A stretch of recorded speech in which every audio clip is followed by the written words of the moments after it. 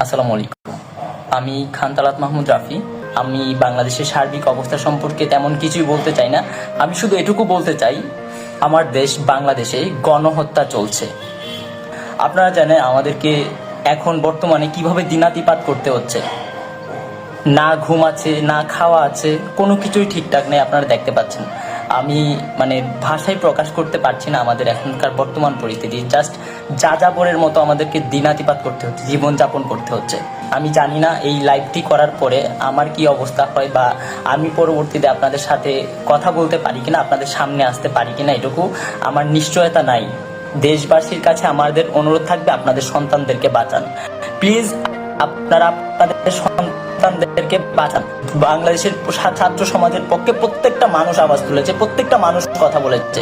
আমাদের এখন আর ভয় পাওয়ার কিছু নাই, আমাদের হারানোর কিছু নাই, আমরা সব হারাই ফেলছি। আসসালামু আলাইকুম।